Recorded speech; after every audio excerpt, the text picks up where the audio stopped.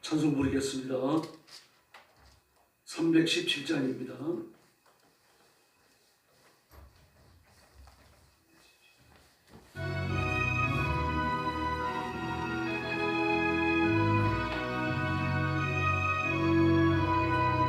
내 주 예수 주시던 내 한없던 맘 내 주 앞에 이 작은 곳 다 드리니 주 예수여 내 정성을 받으소서.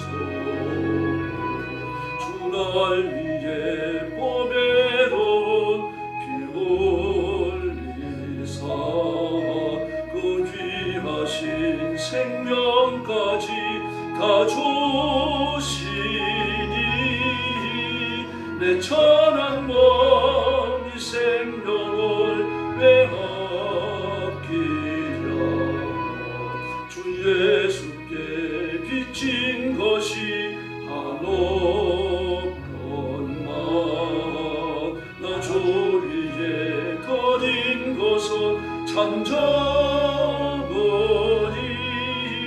주 예수여 너그럽게 보옵소서. 주 날 위해 십자가에 피 흘리신 주 예수의 은혜로서 인치시고 내 모든 것 주 예수여 삼으소서. 주 날 위해 그 귀하신 몸버리사 이 내 몸을 핏값으로 사셨으니 내 생명도 주 예수께 바칩니다. 할렐루야. 318장 부르겠습니다.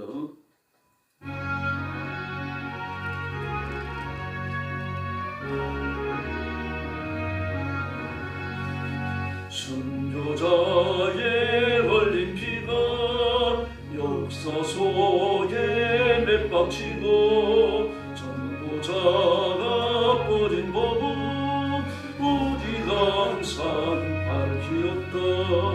초대교회 귀한 믿음 이어받아 충성하고 성진돌의 값진 희생 열매 맺어 얻어맞아 동서남북 모든 사람 주 안에서 하나이니 주의 손인 말씀 따라 내 몸같이 살아가자. 금수강산 방망 걷고 복음으로 꽃 피우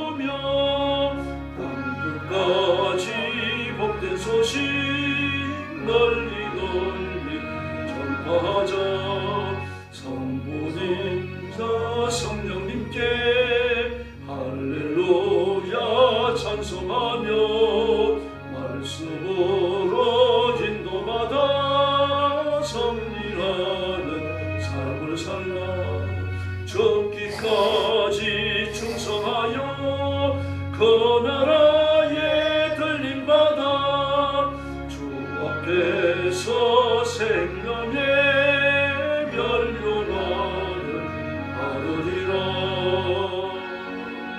할렐루야. 신앙 고백하겠습니다. 나는 전능하신 아버지 하나님 천지의 창조주를 믿습니다. 나는 그의 유일하신 아들 우리 주 예수 그리스도를 믿습니다. 그는 성령으로 잉태되어 동정녀 마리아에게서 나시고 본디오 빌라도에게 고난을 받아 십자가에 못 박혀 죽으시고 장사된 지 사흘 만에 죽은 자 가운데서 다시 살아나셨으며 하늘에 오르시어 전능하신 아버지 하나님 우편에 앉아 계시다가 거기로부터 살아있는 자와 죽은 자를 심판하러 오십니다. 나는 성령을 믿으며 거룩한 공교례와 성도의 교제와 죄를 용서받는 것과 몸의 부활과 영생을 믿습니다. 아멘. 자비로우신 아버지 감사합니다. 죄와 허물로 지옥의 심판에 떨어진 저희를 불러 예수 그리스도의 보혈로 씻겨 영생을 얻게 하시고 하나님의 자녀를 삼으시며 이 땅에 있으나 하나님의 거룩한 일을 감당하도록 복 주시니 감사합니다. 오늘도 주 앞에 엎드려 경배와 찬양을 바칩니다. 부족하고 연약하고 한없이 미약하나 저와 성도들을 하나님의 가슴에 품으시고 세원해 주시며 고치고 온전치 하셔서 하나님의 영광을 위해 오늘 하루도 힘있게 살아가도록 역사해 주시옵소서. 죽음의 전쟁터와 재난의 현장과 땅끝까지 이르러 복음 전하는 고난과 핍박과 억압 속에 있는 선교사님들과 주의 종들과 성도들을 기억하시고 그 가정과 가족을 보호하시고 하나님 나라의 강력한 임재와 권능을 허락해 주시옵소서. 오늘 아침도 큰 자비를 베풀어 주시기 원하옵고 예수님의 이름으로 간절히 기도 올리옵나이다. 아멘. 하나님 말씀 봉독하겠습니다. 창세기 43장입니다.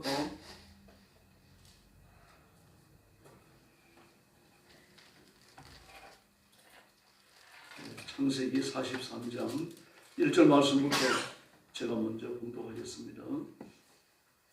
그 땅에 기근이 심하고 그들의 애굽에서 가져온 곡식을 다 먹으며 아버지가 그들에게 이르되 다시 가서 우리를 위하여 양식을 조금 사오라. 유다가 아버지에게 말하여 이르되 그 사람이 우리에게 엄히 경고하여 이르되 너희 아우가 너희와 함께 오지 아니하면 너희가 내 얼굴을 보지 못하리라 하셨으니 아버지께서 우리 아우를 우리와 함께 보내시면 우리가 내려가서 아버지를 위하여 양식을 사려니와 아버지께서 만일 그를 보내지 아니하시면 우리는 내려가지 아니하리니 그 사람이 우리에게 말하기를 너희의 아우가 너희와 함께 오지 아니하면 너희가 내 얼굴을 보지 못하리라 하였음이니이다. 이스라엘이 이르되 너희가 어찌하여 너희에게 또 다른 아우가 있다고 그 사람에게 말하여 나를 괴롭게 하였느냐. 그들이 이르되 그 사람이 우리와 우리의 친족에 대하여 자세히 질문하여 이르기를 너희 아버지가 아직 살아있느냐 살아계시느냐 너희에게 아우가 있느냐 하기로 그 묻는 말에 따라 그에게 대답한 것이니 그가 너희의 아우를 데리고 내려오라 할 줄 우리가 어찌 알았으리까. 유다가 그의 아버지 이스라엘에게 이르되 저 아이를 나와 함께 보내시면 우리가 꼭 하리니 그러면 우리와 아버지와 우리 아이들이 다 살고 죽지 아니하리이다. 내가 그를 위하여 담보가 되오리니 아버지께서 내 손자를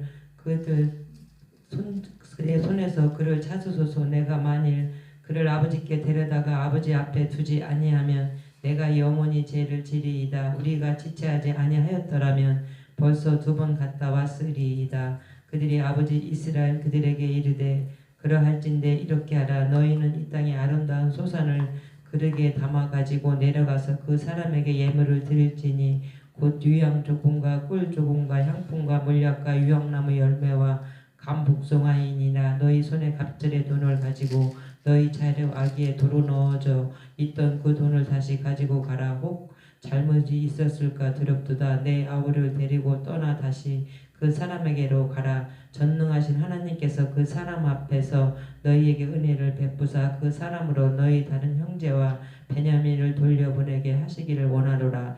내가 자식을 잃게 되면 이르리로다. 그 형제들이 예물을 마련하고 갑절의 돈을 자기들의 손에 가지고 베냐민을 데리고 애굽에 내려가서 요셉 앞에 서니라. 요셉은 베냐민이 그들과 함께 있음을 보고 자기의 청지기에 이르되 이 사람들은 집으로 인도해 드리고 짐승을 잡고 준비하라. 이 사람들이 정오에 나와 함께 먹을 것이니라. 청지기가 요셉의 명대로 하여 그 사람들을 요셉의 집으로 인도하니 그 사람들을 요셉의 집으로 인도되되 두려워하여 이르되 전번에 우리 자루에 들어있던 돈의 일로 우리가 끌려드는도다. 이는 우리를 억류하고 달려들어 우리를 잡아 노예로 삼고 우리의 나귀를 빼앗으려 함이로다 하고 그들이 요셉의 집 청지기에게 가까이 나아가 그 집 문 앞에서 그에게 말하여 이르되 내 주여 우리가 전번에 내려와서 양식을 사가지고 여관에 이르러 자루를 풀어본즉 각 사람의 돈이 전에 그대로 자루 아기에 있기로 우리가 도로 가져왔고 양식 살 다른 돈도 우리가 가지고 내려왔나이다. 우리의 돈을 우리 자루에 넣는 자는 누구인지 우리가 알지 못하나이다. 그가 이르되 너희는 안심하라. 두려워하지 말라. 너희 하나님 너희 아버지야 하나님이 재물을 너희 자루에 넣어 너희에게 주신 것이니라. 너희 돈을 내가 이미 받았느니라 하시고 시몬을 그들에게로 이끌어내고 그들을 요셉의 집으로 인도하고 물을 주어 발을 씻게 하며 그들의 나귀에게 먹이를 주더라. 그들이 거기서 음식을 먹겠다 함을 들었으므로 예물을 정돈하고 요셉이 정오에 오기를 기다리더니 요셉이 집으로 오매 그들이 집으로 들어가서 예물을 그에게 드리고 땅에 엎드려 절하니 요셉이 그들의 안부를 물으며 이르되 너희 아버지 너희가 말하던 그 노인이 안녕하시냐 아직도 생존해 계시느냐. 그들이 대답하되 우리 종 우리 아버지가 평안하고 지금까지 생존하였나이다 하고 머리 숙여 절하더라. 요셉이 들어 자기 어머니 아들 자기 동생 베냐민을 보고 이르되 너희가 내게 말하던 너희 작은 동생 이 아이냐. 그가 또 이르되 소자여 하나님이 내게 은혜 베푸시기를 원하노라. 요셉이 아우를 사랑하는 마음이 북받쳐 급히 울 곳을 찾아 안방으로 들어가서 울고 얼굴을 씻고 나와서 그 정을 억제하고 음식을 차리라 하며 그들이 요셉에게 따로 차리고 그 형제들에게 따로 차리고 그와 함께 먹는 애굽 사람에게도 따로 차리니 애굽 사람은 히브리 사람과 같이 먹으면 부정을 입었습니다. 그들이 요셉 앞에 앉되 그들의 나이에 따라 앉히게 되니 그들이 서로 이상히 여겼더라. 34절 같이 봅니다. 요셉이 자기 음식을 그들에게 주되 베냐민에게는 다른 사람보다 5배나 주매 그들이 마시며 요셉과 함께 즐거워하였다. 아멘. 요셉 형제들이 이제 애굽을 재방문하는 그 과정입니다. 지금 가나안 땅에 기근이 계속되고 있죠.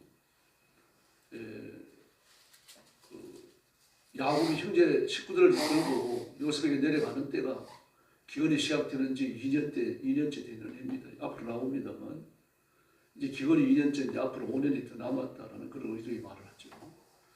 그리고 기근이 첫 해가 지나가고 그리고 두 번째 해에 내려오거든요. 그러므로 곡식을 지금 처음 사갔으니까 기근이 시작되자마자 바로 내려간 건 아닙니다. 기근이 시작되더라도 좀 추수하고 이제 저장해 놓은 곳이 있을 테니까 그걸 먹고 떨어질 때쯤 되어져서 내려간 거죠. 그래도 가서 사온 음식의 곡식의 양도 상당히 있을 것이고 또 그것을 먹고 소비하는 기간도 수월 참게 지나갔을 겁니다. 이제 그러면서 사온 양식이 떨어졌어요.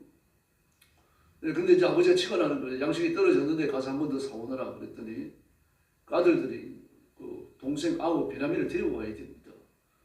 그 총리가 우리한테 이 아우를 데리고 오지 아니하면은 곡식을 못 산다 그랬습니다. 그때 야곱이 기가 막혀가지고 왜 그에게 동생이 있다고 얘기했느냐. 그래가지고 나를 이렇게 괴롭고 힘들게 만드느냐. 그렇게 이제 짜증을 냈습니다. 야단쳤다기보다 짜증낸 겁니다. 그때 그 이야기하는 겁니다. 그 총리가 우리한테 너희 나이 많으신 아버지가 잘 계시냐, 아우가 있느냐 이렇게 묻는데 어떻게 대답을 안 하겠습니까? 이 사람들이 히브리인이니까 하나님을 섬기는 거 아닙니까? 하나님을 섬기는 사람들이니까 불신자하고 좀 달랐어요. 대개 그리스도인들이 그렇습니다. 그 말이 정직합니다. 행동도 정직하고 거짓되게 안 하려고 애를 써요. 뭐 거짓말을 전혀 안 하는 건 아니지만 그래도 하나님 앞에 서 있는 양심이 있으니까 그 양심을 따라서 말하고 행동하게 되는 겁니다. 그래서 너희 아우가 있느냐 물을 때 거짓말을 못한 거예요. 거짓말을 못하고 아우가 있습니다. 그렇게 대답하는 거죠. 그래서 그 모든 것들을 소상하게 이야기했습니다. 그래서 처음에 아버지를 설득한 것도 유다죠. 근데 두 번째 아버지를 설득하는 것도 유다입니다. 첫 번째는 이제 1절 이하에 보면 유다가 아버지에게 말하여 3절에 나오죠. 근데 8절에 보니까 유다가 아버지 이스라엘에게 말하였다라고 이야기합니다. 그래서 막내를 데리고 내려가게 해 주십시오. 만약에 막내를 데려가지 아니하면은 곡식을 못 삽니다. 만약에 데리고 내려가서 잘못된다면 제가 평생에 그 죄를 갚겠습니다. 이렇게. 그리고 저도 사실성이 있는 거죠. 로벨은 뭐라고 그랬습니까? 제 두 아들을 죽이십시오. 그랬어요. 감정적인 말입니다. 지나치게 선정적이잖아요. 어떻게 할아버지가 돼갖고 손주 둘을 죽이겠습니까? 근데 유다는 뭐라고 말합니까? 제가 평생도록 이 죄값을 치르겠습니다. 유다의 말은 현실성도 있고 도덕성에도 부합합니다. 그래서 야곱이 그 말을 들으면서 아들을 좀 신뢰하는 그런 마음이 들어요. 그래서 이제 야곱이 고집을 꺾는 겁니다. 11절 이하에 보니까 이렇게 말합니다. 꼭 그렇게 해야 된다면 그렇게 하자. 그래서 만약에 베냐민을 잃게 된다면 베냐민이라는 말을 안 합니다만 아들들을 그럽니다. 아들들을. 그 요셉을 염두에 둔 말이에요. 야곱에게 있어가지고 아들은 요셉과 베냐민밖에 없습니다. 우리가 지난 어제도 살펴봤죠. 아들이라고 하면 둘이에요. 그래서 아들들을 잃게 된다면 그 베냐민을 요셉을 잃었던 사건 속에 지금 포함시키고 있는 거죠. 그 형제들의 잘못을 야곱은 지금 일생 동안 잊을 수 없다는 그런 뜻입니다. 지금 요셉도 너희들이 잘못해서 이런 거 아니냐. 물론 그 정확한 증거는 없지만 그 사실을 지금 야곱은 지금까지 살아오면서 마음에 지우지 못하고 있었던 거죠. 17살에 내려가잖아요. 근데 지금 요셉의 나이가 적어도 39은 됐다는 얘기입니다. 다시 말해서 한 2년이 흘러간 거 아니에요. 그런데도 불구하고 야곱은 형들의 실수로 죽었다라고 하는 것을 못 잊고 있어요. 그러니까 자식을 잃으면 가슴이 묻는다는 말 맞아요. 그리고 베냐민을 또 이렇게 생긴 겁니다. 이제 이렇게 위기가 축적되어 오는 걸 보면서 아들들을 잃으면 내가 잃겠다. 그러니까 야곱으로서는 굉장히 결단을 하는 겁니다. 그러나 하나님께서 자비를 베푸신다면 내가 베냐민을 다시 만날 수 있을 것이다. 그렇게 말합니다. 하나님의 자비에 지금 호소하고 있는 거죠. 그러면서 선물을 준비해라. 그 선물의 내용을 보면요. 오늘 본문에 나온 대로 그 유향과 꿀과 향품과 몰약과 유향나무와 감복숭아를 담는 겁니다. 돈도 2배를 가지고 가라. 그리고 돈이 왜 2배인지 설명을 해라. 설명을 자세히 해서 너희들 돈을 훔쳐갖고 온 게 아님을 그들에게 증명해야 된다. 그 진실을 이야기하면 믿어줄 거라고 하는 걸 알고 있는 거죠. 그리고 야곱은 염려스럽기는 하지만 하나님의 인도하심을 지금 믿고 있는 겁니다. 그래서 그 전부 다 준비해가지고 돈도 갑절로 가지고 그리고 베냐민을 데리고 내려가는 겁니다. 내려갔더니 요셉이 형제들을 보고 뭐라 그럽니까? 내 집으로 데려와. 내 사저. 그러니까 총리의 관자 아닙니까? 총리의 관자니까 이게 의리의리한 거죠. 뭐 궁궐과 같지 않겠지만 그 방구를 합니다. 지금 아주 호화스럽고 사치스러울 수밖에 없습니다. 우리 집으로 데려가라. 짐승을 잡아라. 그리고 건상을 차려야 된다. 내가 이들과 같이 먹겠다. 그 대접이 갑자기 융숭해지는 겁니다. 객관적으로 그럼 너희들이 와가지고 먹을 수 있는 여반이 있을 거 아니야. 그게 있으라고 말하는 게 아니라 내 집으로 데리고 가라. 아니면 대강 좀 점심을 주라 그렇게 말하는 게 아니고 내 집으로 데리고 가라. 그리고 짐승을 잡아라. 그리고 건상을 차려야 된다. 뭐 이렇게 축적되는 명령을 하는 겁니다. 그래서 요셉이 말한 대로 관리인이 그들을 데려갔어요. 데려가니까 사저로 데려가니까 겁이 난 겁니다. 형들이요. 이 틀림없이 우리가 지난번에 돈을 안 주고 간 것을 그들이 트집 잡으려고 그러는데 큰일 났다. 우리가 죽을지도 모른다. 막 이런 염려가 이렇게 오는 겁니다. 그러면서 우리를 노예를 삼으려 하는 것이 틀림없다. 18절에서 이야기하고 있죠. 그래서 20절에 보면은 그 관리인에게 그 돈을 곡식값을 우리가 다 치렀는데 가다가 여관에 들려가지고 짐승이 먹이를 주기 위해 가지고 자루를 풀다 보니까 거기 우리 돈들이 다 들어있더라. 우리가 훔쳐간 게 아니다. 고의적으로 곡식값을 치르지 않은 게 아니다. 그렇게 하셔야 하는 겁니다, 지금요. 그러니까 그 마음의 진실을 담아야 되니까, 또 피곤한 자세히 말을 해야 되니까 얼마나 저자세이겠습니까? 관리기는 하지만 관리인 말에 따라가고 자신들의 목이 달렸다라고도 생각하는 거죠, 지금요. 관리인에게 지금 이 형제들을 의탁했기 때문입니다. 그러면서 이번에 곡식 돈도 더 가지고 왔습니다. 갑절로 가지고 왔습니다. 그러는 거예요. 근데 관리인이 뜻밖의 말을 합니다. 당신들의 하나님이 당신들이 그 돈을 도로 주신 겁니다. 그렇게 말하는 거예요. 이 관리인도 셈족계열의 사람이 맞는 거죠. 후잔족입니다. 하나님을 섬기고 있어요. 원래 섬겨가지고 요셉에게 선택됐는지 요셉의 감화를 받았는지 알 수는 없습니다만 애굽 사람이라고 보기는 어렵습니다. 왜냐고 하면요. 원래 애굽 사람들과 히브리인들은 섞이지 않습니다. 애굽 사람들은 히브리인들을 야만적으로 봐요. 그래서 히브리인들을 섬기면 자신들도 격이 떨어진다고 생각합니다. 부정탄다고 생각하는 거죠. 그러니까요. 그러므로 관리인으로 일하는 사람이니까 요셉에게 감화된 애굽인이라고 하면 굉장히 감하죠. 후련족이라고 보는 것도 더 수월하게 그렇게 성경을 이해할 수 있는 겁니다. 네. 그리고 이제 요셉이 돌아오니까 막 그 앞에다 가지고 온 선물을 풀어놓고 또 절을 합니다. 26절에요. 절을 두 번째 하는 건데 첫 번째 절을 했고 또 두 번째 또 절을 하고요. 그러니까 요셉이 꾸었던 꿈이 이렇게 중첩되어져서 이루어지는 겁니다. 이걸 요셉의 상상이나 했겠습니까? 이걸 그 염두에 두고 그 고난을 이겨냈겠느냐 말입니다. 뭐 몸이 쇠사슬에 채이고 묶이고 뭐 발이 착고에 채이는데 이게 상상도 할 수 없는 일이죠. 그러니까 총리가 된다고 하는 건데 꿈도 못 꾸리죠. 그러나 하나님은 요셉을 그 고난 속에서 철저히 훈련시키시고 이 영화로운 자리로 올려놓습니다. 그리고 꿈대로 하나님께서 이루어 가시는 것을 보게 됩니다. 그래서 요셉이 그 형제들을 쭉 둘러봅니다. 선물도 받고 절도 받고 그 다음에 형제를 둘러보다가 막내 아우를 보고 뭐라 그러니까 베냐민을 보고 귀엽구나 그럽니다. 지금 요셉의 나이가 지금 39 정도 된단 말입니다. 지금 올라가서 아버지를 모시고 내려오니까 흉년이 2년째잖아요. 왜 39이에요? 그러면은 요셉과 베냐민의 태월이 얼마나 됩니까, 여러분? 아무리 많이 되더라도 35은 넘었어요. 그 35을 넘었으니까 시험도 나고 말입니다. 이럴 거 아니에요. 어깨도 벌어지고. 근데 그런 사람을 보고 귀엽구나. 귀여울까요? 근데 귀엽죠. 왜 그렇습니까? 배가 같잖아요. 같은 어머니에서 나온 같은 혈육 아닙니까? 다른 형제들에 대한 감정보다 좀 더 깊었던 거예요. 그러니까 그 동생을 오랜만에 만나니까 귀엽게 보는 겁니다. 이건요, 형제가 아니면 할 수 있는 말이 아닙니다. 남을 보고 이랬다가요, 동생이 잘 오해를 받을 수 있겠죠. 그러나 이 당시에 애굽은 동생이 흔했습니다. 뭐 여자들이 이혼을 주도할 정도니까 사회가 굉장히 개방되어 있었어요.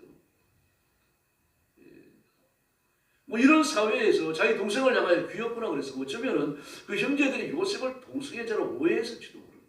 그런 성경은 없습니다. 이게 추측해 볼 수 있어요. 그러나 요셉으로서는 당연한 말이죠. 자기 혈육이거든요. 어머니가 같거든요. 각별한 감정을 가지는 겁니다. 그리고 감정이 올라오니까 이 집을 나가가지고 다른 방에 가서 실컷 놀고 세수를 하고 나타났습니다. 그러면서 밥상을 차려라라고 명령합니다. 그래서 밥상을 차리는데 요셉의 상을 따라 차리고 형제들의 상을 따라 차리고 그 집에서 일하고 있는 그 애굽 종들이죠. 하인들입니다. 하인들 애굽인들의 집을 상을 따라 차리고 그리고 형제들을 앉혔는데 그리고 500부터 시작해가지고 나이들을 쭉 앉혀놓은 겁니다. 그게 아무리 봐도 이상한 겁니다. 이 도대체 우리 나이를 어떻게 알았을까? 나이를 물어본 적이 없는데 막 그렇게 궁금해하면서 지금 식사가 이루어지는데 베냐민에게는 5배를 더 줍니다. 사랑의 표시죠. 5배를 준들 그 다 먹을 수 있습니까? 사람 배가 한정이 있는데요. 이렇게 해서 그들이 즐거워하였더라고 그랬죠. 오늘 마지막 절에 보니까 요셉과 함께 즐거워하였더라. 히브리어 성경은요, 취하도록 마셨더라 그렇게 되어 있습니다. 그러므로 요 번역하는 과정에서 뭘 반영했습니까? 우리 그 헌법을 지금 반영을 한 겁니다.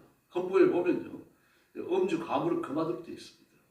그래서 그걸 지금 번역한 겁니다. 막 취하도록 마셨더라.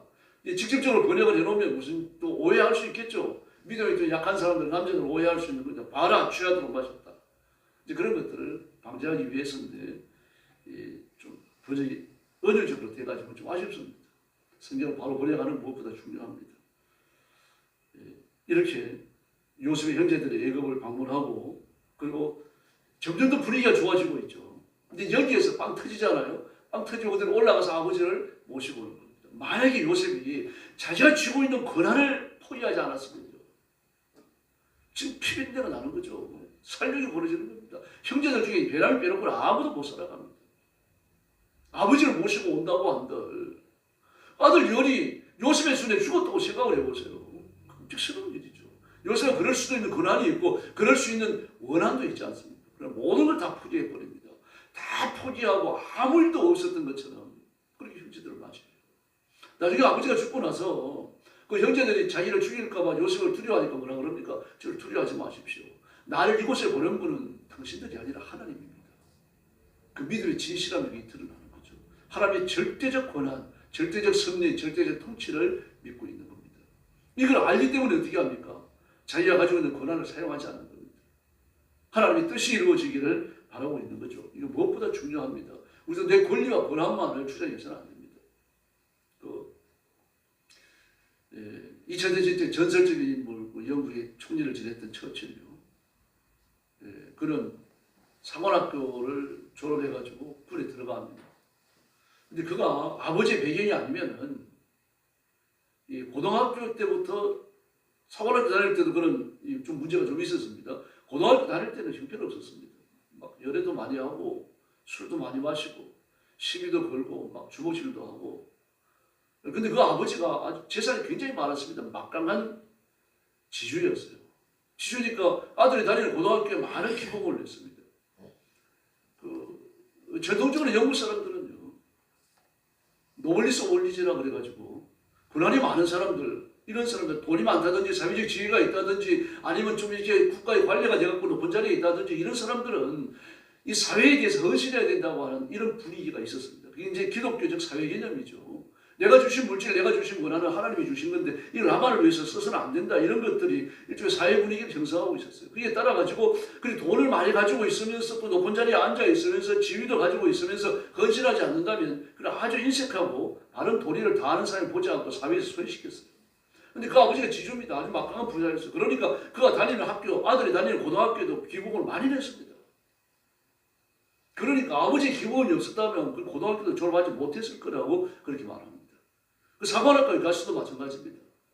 사관학교에 가서도 사관학교 입학시험 칠 때도 겨우 특거리로 들어가요. 사관학교 1학년을 마칠 때까지요.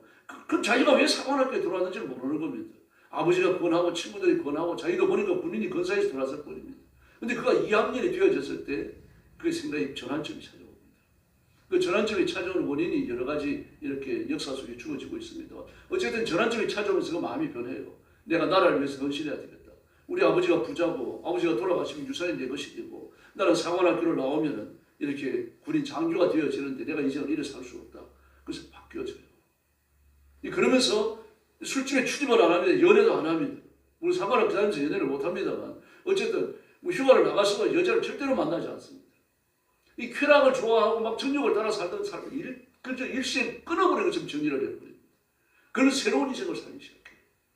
국가를 위해서 내가 헌신해야 된다. 조국을 위해서 내 남은 생애를 살아야 된다. 그 사람이 회개하고 거듭나는 것처럼 일순간 이렇게 변하는 겁니다. 그런 기독교인이었고 죽는 날까지 기도의 능력을 믿었던 사람입니다. 이렇게 내가 가진 것을 전부 다 포기한다라고 하는 건 매우 중요한 거죠. 그러나 인간의 결심만 갖고는 안 됩니다. 하나님의 은혜로 되는 줄로 믿습니다. 우리 하나님께 대해서도 신앙의 성질을 지킨다라고 하는 것은 이건 헌신의 삶을 사는 겁니다. 다시 말해서 내 이익을 포기할 때 포기해야 되는 겁니다. 어떤 분은 그런 말씀을 하시더라고요. 저하고 이제 성경 공부를 하면서 자기는 예수 믿기 전에는요 11조만큼 적금도 한 적이 없다고 그래요. 그래서 11조를 자기가 하는데 하나도 아깝지 않다는 거예요. 그 주일 헌금하죠. 감사한 거 하죠. 우리 하나님 앞에 11조를 하고 헌금을 드리면 헌금을 드린 것만큼 내가 덜 써야 되고 이게 헌신이거든요. 이게 신앙이 뒷받침되지 않으면 자꾸 돈이 돌아받치는 겁니다. 못해요. 그래서 한 번은 그 청년들하고 성경 공부하다가 청년이 그러더라고요. 저는 주일 헌금을 떼놨는데 이걸 자꾸 쓰고 이렇게 됩니다. 이거 어떻게 됩니까? 그러더라고요. 그걸 가지고 양심의 가치관을 가졌으니까 너는 하나님이 함께하는 사람이 틀림없고 너는 예수 믿고 새 생명으로 사는 거다. 그럼 앞으로 주일 헌금을 떼놓지 마라. 주일 헌금을 떼놨으면 하나님이 것을 구별된 거 아닙니까? 구별된 걸 이럴 수 없으면 죄가 된다는 얘기입니다. 하나님이 구별된 걸 내가 갖다 썼으니까요. 그렇게 하지 말고 주일 헌금은 내가 얼마를 한다 상한선을 정해놓고 가급적 그걸 지켜라. 그런 법률을 정하는 것처럼 내가 이 이상을 반드시 해야 되겠다 그런 생각을 하지 말고 그것도 네가 생각을 굳히게 되어지면 하나님 앞에 대한 약속이 되니까 그렇게 하지 마라. 그렇게 하지 말고 형편껏 하되 그 가는 네가 자유로운 상한 사람 반드시 지키도록 노력해라. 그런 식으로 얘기해 줬습니다. 그러니까 하나님의 것을 떼어놨으니까 하나님의 것이라는 걸 아는 거죠. 그럼 급하니까 그걸 갖다 쓰고 나니까 양심에 갇히게 되는 거예요. 이것이 축적되면 어떻게 됩니까? 다른 죄도 쉽게 짓게 될 수 있는 위험에 직면하게 됩니다. 그러면 우리가 하나님을 섬긴다라고 말할 때 우리 삶의 모든 것이 마찬가지입니다. 하나님께 대한 헌신이 전제되는 겁니다. 오늘 요셉이 그 전형적인 모습을 보여주고 있습니다. 그것이 형제에 대한 사랑으로 나타났죠. 이게 나중에는 민족을 세우고 국가를 건설하는 위대한 추측들로 쓰여집니다. 오늘도 엎드려 기도하시면서 우리가 이 시대의 죄악을 감당하고 이 시대에 가장 관영한 죄악을 내 가슴에 품고 엎드려 기도하고 하나님 앞에 민족을 위해서 살 길을 열어주십시오. 이렇게 기도하십시다. 교회의 부흥을 위해서 기도하시고 여러분들이 하나님의 복을 받아 힘있는 일꾼, 존귀한 일꾼으로 쓰임받기를 예수님의 이름으로 축원합니다. 기도하겠습니다. 자비하신 아버지 하나님 은혜를 감사합니다.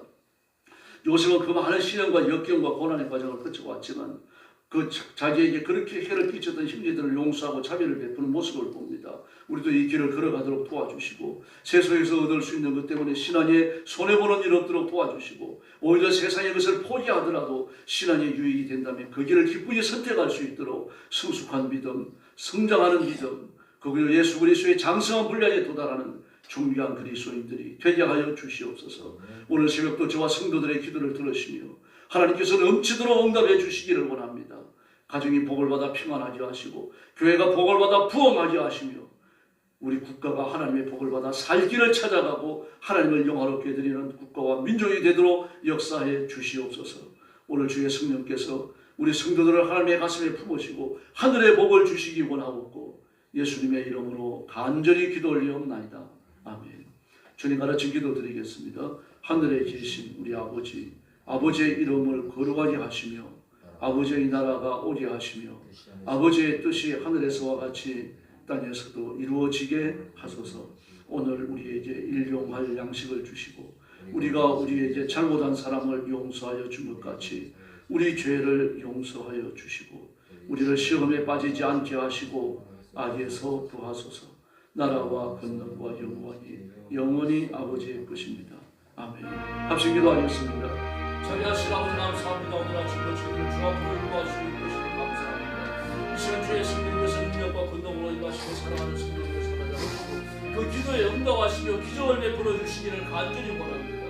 하나님 앞에 자신을 드려 헌신하게 하시고 생명까지 맞춰 하나님 앞에 우리의 열정을 쏟아져 살아갈 수 있도록 인도하여 주옵소서. 하나님 앞에 가지고 가지 못할 것, 증명과 욕심과 세상에 무관한 여러 가지 가지고 때문에 신앙에 손을 보지 않도록 도와주시고 우리의 신앙이 날마다 성장하며 부흥하며 승리하게 하여 주시옵소서.